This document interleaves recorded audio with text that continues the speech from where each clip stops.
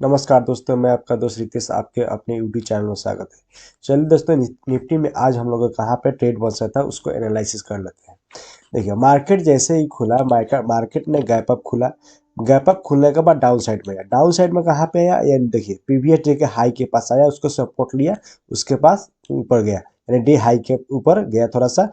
उसके बाद फिर क्या रिटर्न आया, फिर यहाँ से गया, यहाँ पे गया, फिर इसको राउंड पैटर्न बनाया। देखिए, हम लोग के लिए प्रीवियस डे का हाई, प्रीवियस डे का लो और प्रीवियस डे का क्लोजिंग हम लोग के लिए इंपॉर्टेंट होता है।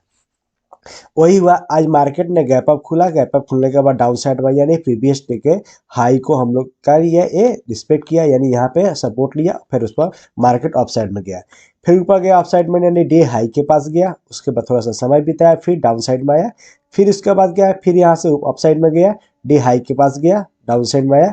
और फिर यहाँ पे देखिए, फिर उसी को यानी प्रीवियस डे के हाई को सपोर्ट लिया, यहीं से मार्केट गया। देखिए यहाँ पे क्या हुआ कि उसके ऊपर ये 11 सवा 11 बजे करीब में फाइनेंस मिनिस्टर का स्पीच चालू हुआ था। उसके बाद ये मार्केट में फॉल आया। उसके बाद फिर राउंड पैटर्न में, जब भी राउंड पैटर्न बनता है ना, उसका अपोजिट, जब भी राउंड पैटर्न पूरा होगा, उसका अपोजिट साइड में डायरेक्शन देता है। अक्सर ऐसा ही देखा जाता है। मतलब ये लगभग 80% तक, 80 से 90% तक एक्यूरेसी होती है इसकी।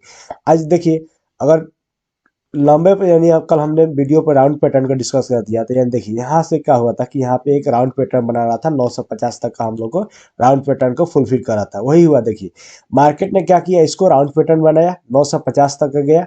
और 950 के जाने के बाद जैसे ही राउंड पैटर्न फुलफिल हुआ, उसके बाद देखिए वीक फॉल देखने को आया है। जब मार्केट ने जब राउंड पैटर्न को पूरा कर लिया, उसके बाद वीक फॉल देखने आया। अब यहाँ पे देखिए, अब मार्केट का हुआ कि अब इसको ब्रेकआउट दिया। अब जैसे डे हाई को ब्रेकआउट दिया, देखिए डे हाई को ब्रेकआउट दिया है। ब्रेकआउट करने के बाद टेस्टिंग आया, आपका 950 तक का टारगेट का आप लोग ट्रेड ले सकते थे। उसके बाद हम लोग का कोई सेकंड ट्रेड यहाँ तक नहीं बना। अब देखिए, अब हम लोग का थर्ड ट्रेड कब बनता है, यानी सेकंड ट्रेड हम लोग का अगला ट्रेड कब बन सकता था। अब देखिए मार्केट क्या किया, इसको यानी जो बार बार इसको सपोर्ट ले रहा था यहाँ पे, इसको मार्केट ने यहाँ पे ब्रेक किया है। ब्रेक करने के बाद यहाँ पर रिटेस्टिंग भी आया, और रिटेस्टिंग के बाद देखिए हम लोग का बिग फॉल देखने का मिला है, और लगभग 350 तक का हम लोग हम लोग का मार्केट यहाँ पे दिया है, गिरा है यहाँ पे नीचे डाउन साइड में। यहाँ 350 तक हम लोग का टारगेट खूब से खूब हो सकता था 420 तक का हम लोग का टारगेट हो सकता, क्योंकि देखिए जब भी कोई इवेंट डे होता है ना, तो इवेंट में छोटे टाइम फ्रेम का कोई वैल्यू नहीं रहता है। इसमें जो जो भी टाइम फ्रेम का जो वैल्यूएशन होता है, वो डेली चार्ट पर के लिए हम लोग को इंपॉर्टेंट हो जाता है। इंपॉर्टेंट सपोर्ट और इंपॉर्टेंट डेली चार्ट के हिसाब से हम लोग का रेजिस्टेंट बनता है। अब देखिए यहाँ से बिग फॉल आने का कारण क्या था। बहुत सारे लोग यहाँ पे पोजीशन लेके गए होंगे। पोजीशन लगे, कुछ लोग का एसएल यहीं पे होगा, यानी प्रीवियस डे के हाई के आसपास को एसएल होगा, कुछ लोगों को क्लोजिंग के आसपास एसएल होगा, और कुछ लोग को प्रीवियस डे के लो पर एसएल होगा। यहीं पे क्या हुआ कि मार्केट ने क्या है, यहाँ पे प्रीवियस डे का हाई को ब्रेक किया, यहाँ पर रिटेस्टिंग वहाँ पे आया। अब जैसे ही प्रीवियस डे का हाई और लो में कोई ज़्यादा का फर्क नहीं था, मतलब क्लोजिंग का फर्क नहीं था। यहीं पे क्या, मार्केट ने यहाँ पे फिर इसको कोई यहाँ पे मतलब एसएल तो कट गया। एसएल कटने के बाद यहाँ पे क्या देखिए, वीक फॉल देखने लगा। अब जैसे ही देखिए यहाँ पे वीक फॉल देखे, अब जैसे ही प्रीवियस डे का लो, देखिए यहाँ पे लगभग 17,540 यानी 45 के आसपास मार्केट में जैसे ही आया, यानी प्रीवियस डे का जो जो लो था, वहाँ पे जो एसएल लगा कर रखेंगे जो बायर थे, उन लोग एसएल कटने लगा। वहाँ से एसएल कटने के बाद लगभग 200 पॉइंट डाउन साइड में मार्केट गया है।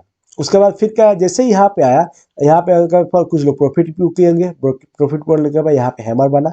अब बहुत बड़ा हैमर बना है, लगभग 100 पॉइंट का हैमर बना है। 100 पॉइंट पर ट्रेड नहीं किया जाता है। एक हैमर हो, हैमर के बाद ट्रेड तो बनता है, ट्रेड लेते हैं, मगर 100 पॉइंट का हैमर हो तो हम लोग ट्रेड नहीं लेंगे। उसके बाद अगर यहाँ पे देखिए, इसके बाद क्या, फिर 17,462 के आसपास आप यहाँ के आसपास यहाँ पे थोड़ा सा एक और कैंडल बनाया, अपोजिट कलर का कैंडल बनाया, यानी हैमर बनाया। उसके बाद एक रेड कैंडल बनाया। यहाँ पे आप रिस्क अगर प्रॉफिट में है तब यहाँ पे ये ट्रेड ले सकते हैं, नहीं तो कोई ट्रेड आप लोग का नहीं बन सकता है। चलिए, अब हम लोग कहाँ पे मार्केट कल काम कर सकता है उसको थोड़ा सा एनालिसिस कर सकते हैं। देखिए मार्केट जो है रेंज इलाका में आकर के कोलिश दिया है। देखिएगा मार्केट जो है इस रेंज इलाका में, यानी 17,672 से 500, यानी 600 के आसपास, मतलब 600 580 के आसपास, ये क्या रेंज है। इसी में आपका मार्केट ने क्लोज किया। अगर मार्केट रेंज में ही खुलता है, अगर कल एक्सपायरी है, एक्सपायरी अगर मार्केट रेंज में ही खुलता है, अगर 17,550 के आसपास आएगा, अगर यहाँ पर कोई रिवर्सल कैंडल देगा यानी ऑफ कॉल साइड के लिए कैंडल देगा तो हम लोग बाइंग करेंगे। अब बाइंग करने के लिए हम 670 का फर्स्ट टारगेट होगा। उसके बाद हम लोग का टारगेट हो सकता है 17,740 का हम लोग का टारगेट हो सकता है। उसके बाद 17,820 का टारगेट हो सकता है और 2.5 तक का हम लोग को ऑफ साइड में टारगेट हो सकता है। अगर डाउन साइड में जाएगा तो डाउन साइड में जाएगा तो यहाँ पे देखिए, अगर डाउन साइड में गया, यहाँ से आकर यहाँ से खुलेगा यानी 17,670 या 80 के बीच में आएगा। कोई यहाँ पे शूटिंग स्टार बनाता है तो डाउन साइड में आता है, तो हम लोग को 17,540 तक का हमको फर्स्ट टारगेट होगा। उसके बाद 17,460 तक का हम लोग को डाउन साइड में टारगेट मिल सकता है। चलिए दोस्तों, अगर वीडियो हेल्पफुल लगा हो, इससे कुछ सीखेंगे तो वीडियो को लाइक कीजिएगा, चैनल को सब्सक्राइब कीजिएगा। धन्यवाद।